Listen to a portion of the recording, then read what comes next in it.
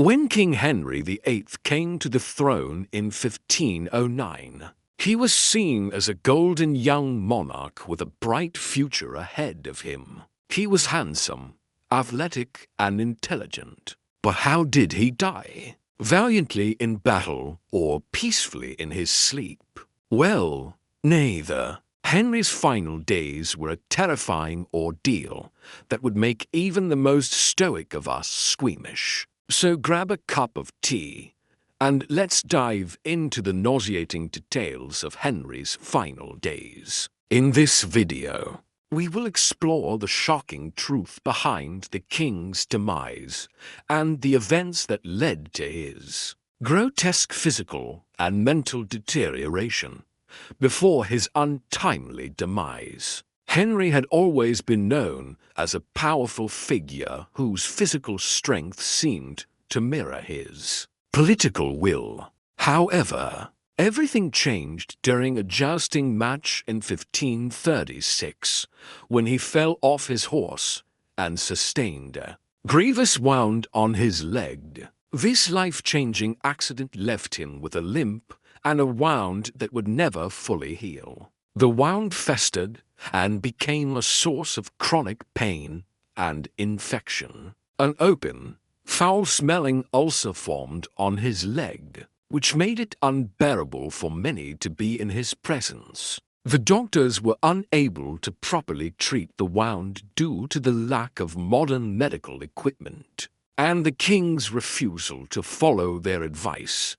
Instead, they used unhygienic methods, such as applying animal dung to the wound, which only made matters worse. As a result of his immobility and a life of immense gluttony, Henry's body grew to a terrifying size. He became morbidly obese and could no longer walk without assistance. This physical decline was matched by a profound psychological deterioration.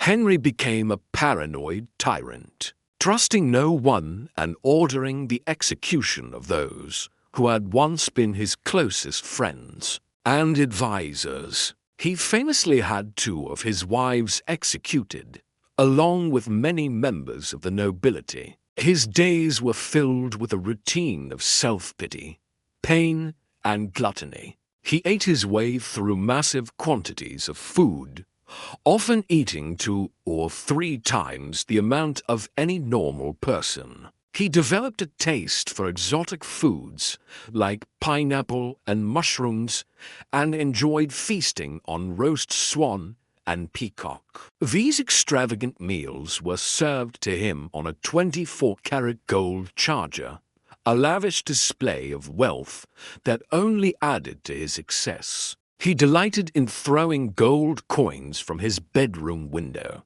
enjoying the sight of common folk fighting over the riches. Despite having a male heir, Prince Edward, Henry was consumed by a deep-seated fear for the future of the Tudor dynasty. He worried that his line would end with him and that his vast empire would crumble. Without a strong male successor, this fear was not unfounded given that his daughter Mary had been declared illegitimate, and his other daughter Elizabeth was still young and unmarried. Henry's mind was as diseased as his body. His erratic behavior and explosive rages were a constant source of terror for his court. He would throw tantrums like a spoiled child, screaming and shouting until he was hoarse. His paranoia and fits of rage were so intense that it was rumored he once hurled a dish of hot soup at a courtier,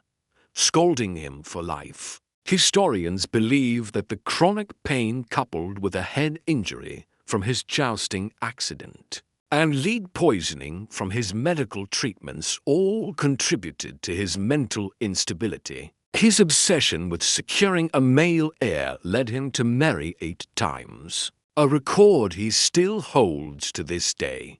However, none of his marriages produced a surviving legitimate son. In his final years, he was a lonely and isolated figure. His courtiers and advisors were too afraid to contradict him and spent more time currying his favor than offering sound counsel. He was too sick to travel and spent most of his time in bed or sitting in a specially designed chair that allowed him to recline at a 45-degree angle. The body of the once golden king was now a swollen, agonizing testament to his excesses. His leg wound was a constant reminder of his physical decay, and he was forced to endure its stench. For the remainder of his life, the doctors were powerless to help him and could do little more than watch as his condition worsened. His final years were marked by a series of health problems,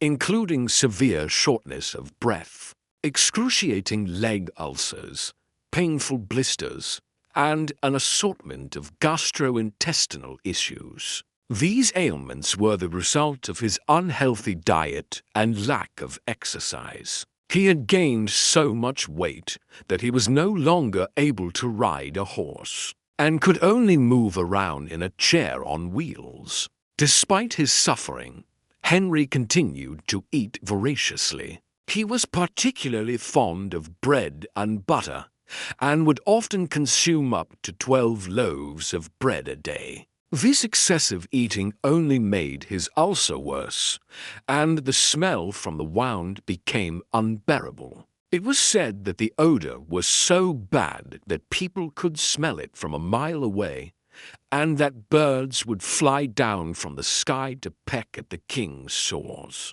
In his final months, he became increasingly detached from reality. He talked to himself and saw enemies lurking around his bed. He was convinced that his counselors were plotting against him, and that his servants were poisoning his food.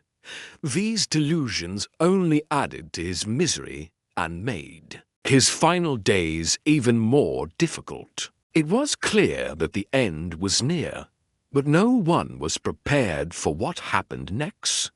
One night, while Henry was asleep, his coffin burst open, spilling his decomposing remains onto the floor. This gruesome discovery shocked the court and horrified those who witnessed it. The king's body was so swollen and bloated that the coffin was unable to contain it. Despite his gruesome demise, Henry VIII is still remembered as a great king. He is credited with breaking the power of the Catholic Church in England and establishing the Church of England with himself as its supreme head. He also reformed the English legal system and reformed education by establishing the Royal Grammar School in 1547. However, his legacy is tarnished by his numerous marriages and the executions of those